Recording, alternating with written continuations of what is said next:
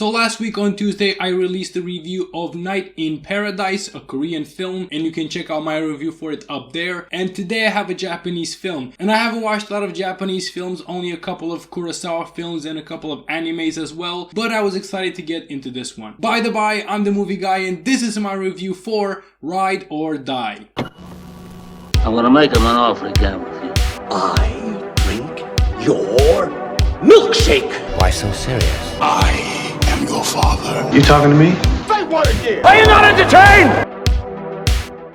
So the movie starts in a very graphic way. Ray is at a bar and she buys a drink for the gentleman over to her right, and they get to talking and very quickly they are over at his house about to do it. And after what feels like the longest sex scene ever, she pulls out a knife and stabs him in the neck, killing him in the process. And after this we get a bit of context into why she did this. Apparently this is the husband of Nanaia. Again, sorry for the pronunciation guys. And Nanaia is Ray's crush from ever since she was young. Apparently this guy was being really abusive to Nanaia and she asked Ray to kill him, which he promptly did one day later. After this, Ray and Nanaia go on the run from the police across the entire of Japan, and we also get to see some scenes from their past as well. This is a romance film because we get to witness the relationship of Ray and Nanaia, and it's also a drama film because these two gals are on the run from the police, and it's also a very emotional subject that this movie tries to tackle. The problem with this film is that the romance, which is at the center stage of this film,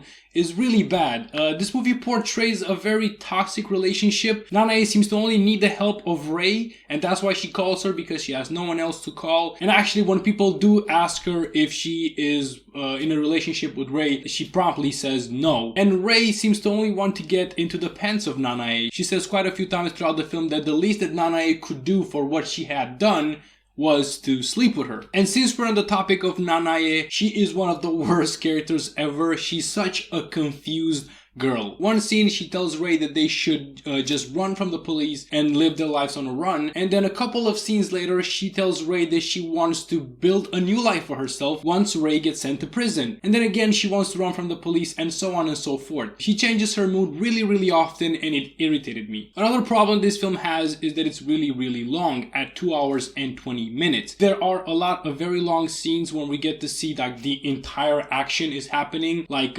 Ray and Nanaia driving across a bridge, and yes, the bridge is stunning, but it was also boring seeing that. And I've seen this done in other movies like Night in Paradise, but there, by seeing those long scenes you start to care for the character. In this one, you just made me spend more time with two characters that I did not like. If we were to cut down the length of some scenes, especially the sex scenes, which were really long, we would probably have an hour and 40 minutes movie, and that would have been better. So as I've said, these characters are pretty hard to root for. They do very nonsensical things throughout the film. And it was really hard for the two actresses, Kiko Mizuhara and Honami Sato, who play Ray and Nanaia respectively, to make themselves heroes in this film, even though their performances are actually okay. And the dubbing actors of this film are actually pretty good too. So if you don't like reading subtitles, then you can just watch the dubbed version, because that one is pretty good as well. In conclusion, this is an awful film. It's too long. It features one of the worst characters that I've seen this spring, which is Nanaia. And like the entire thing is just so nonsensical that it was hard to watch it. So my recommendation is definitely do not